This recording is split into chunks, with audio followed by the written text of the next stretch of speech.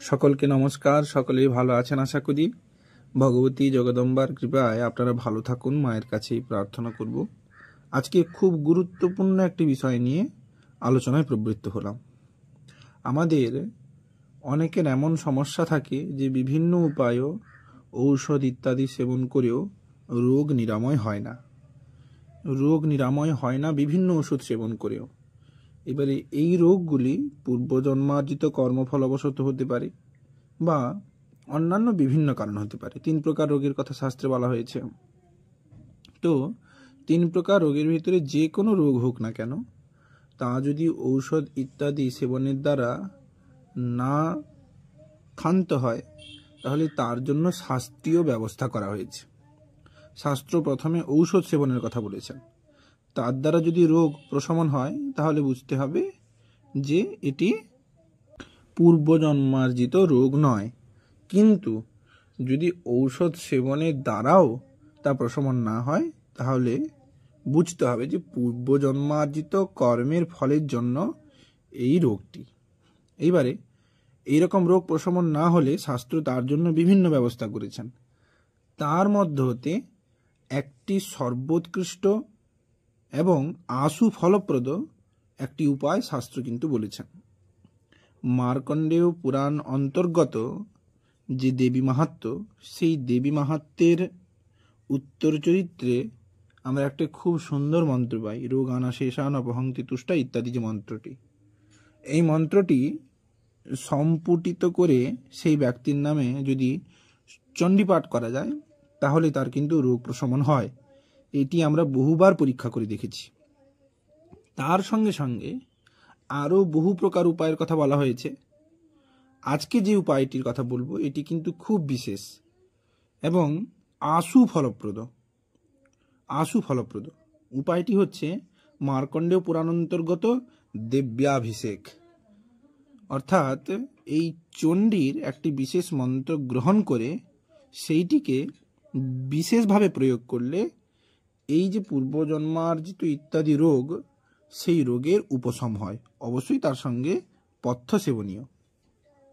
যাই হোক, কিভাবে করতে হবে সেইটি আমি আলোচনা করবার চেষ্টা করেছি। আমরা বহুবার এরকম করেছি এবং করে এরকম উপকৃত হয়েছি বহুজনের নামে।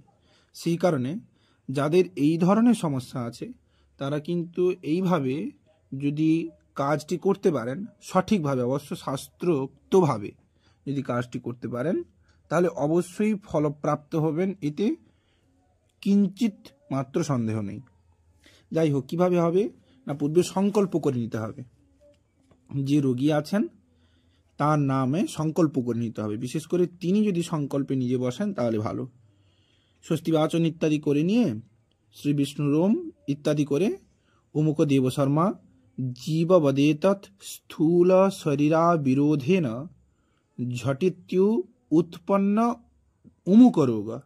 এইখানে তার বিশেষ রোগের কথা উল্লেখ করতে হবে সংকল্প বাক্যে। ঝটিতি উৎপন্ন উমুক রোগ প্রশমন পূর্বক শরীরারোগ্য প্রাপ্তিকামহ শ্রীকৃষ্ণ দ্বৈপায়নাভিধান মহর্ষি বেদব্যাস প্रोक्त জয়াখ্য শ্রী মার্কণ্ডেয় পুরাণান্তর্গত সাবর্ণিক মন্वन्तरीय देवी माहात्म्य उत्तर चरित्रस्य देवाऊचुः ओं रोगानशेषान अपहंति तुष्ठित्यादि श्रियतां प्रयान्ति ओं इत्यन्तर अष्टोत्तर सहस्र शतंबा। অর্থাৎ অষ্টোত্তর সহস্র 1008 হতে পারে, কিংবা অষ্টোত্তর শত 108 হতে পারে।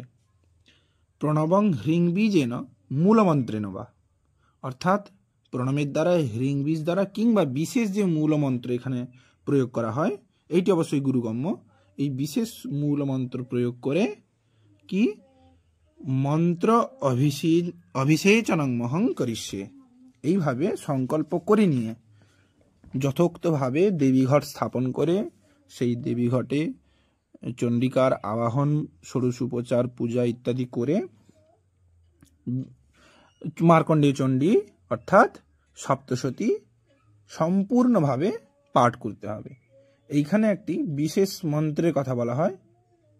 এই বিশেষ মন্ত্রটি অবশ্যই গুরুগম্য। না হলে সাধারণ বীজ দিয়ে চলতে পারে, কিন্তু এই বিশেষ মন্ত্রটি প্রয়োগ করলে বিশেষভাবে ফল লাভ করা যায় এবং অতি শীঘ্র ফল লাভ করা যায়। তার সঙ্গে সঙ্গে এখানে একটু ধ্যানের পার্থক্য আছে। এই চণ্ডিকার ধ্যানই একই রকম হবে, বন্ধুক কুসুমাভাস এভাবে কেউ করতে পারেন, কিন্তু এখানে একটি আমরা যেভাবে শিখেছি সেখানে একটি বিশেষ ধ্যানের প্রাধান্যতা আছে। আমি ধ্যানটি বলছি।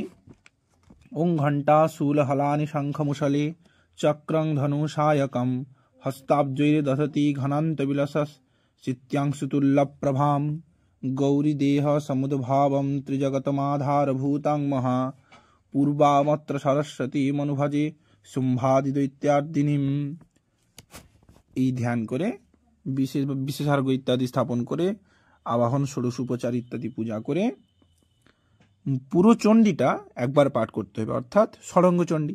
সার্গল কিলক কবচম রহস্যত্রয়মেব চ, অর্থাৎ অর্গলা, কিলক, কবচ, পুরো চণ্ডীটা ত্রয়োদশ অধ্যায় এবং তার সঙ্গে রহস্যত্রয় এবং শেষটা আছে কুঞ্জিকা স্তোত্র। এইভাবে পাঠ করে অষ্টোত্তর শত হোম করে বা তার থেকে বেশি যার যেমন সামর্থ্য সেইভাবে হোম করে তর্পণ, অভিষেক ইত্যাদি যেভাবে করে নিতে হবে।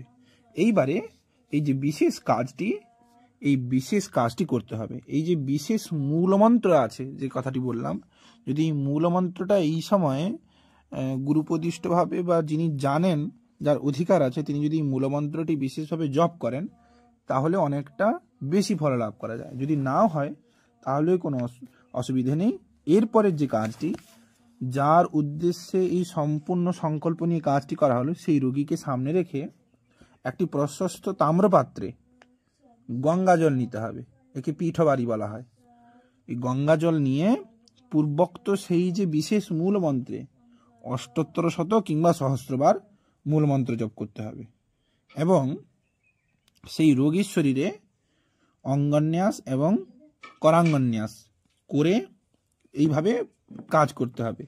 অশ্বশ্রী সপ্তশতী মালা মন্ত্রস্য উত্তর চরিত্রস্য রুদ্র ঋষির অনুষ্টুপ ছন্দ মহাসরস্বতী দেবতা ভীমা শক্তি ভ্রামরী বীজম সূর্যস্তত্ত্বম সামবেদস্বরূপম মহাসরস্বতী বৃত্ত্যর্থম অমুক রোগা। সেই রোগটির নাম ঝটিতি ফসমন কাম রোগানশেষা ইত্যাদি অভিষেকে বিনিয়োগা। তিনি অভিষেক করবেন। তিনি এইভাবে ঋষাদিন্যাস এবং বিনিয়োগ পাঠ করার পর 21টি কুশপত্র, অর্থাৎ 21টি কুশপত্রকে একত্র সংযোগ করতে হবে, কিংবা 11টির কুশপত্রের কথাও কিন্তু শাস্ত্র বলেছেন।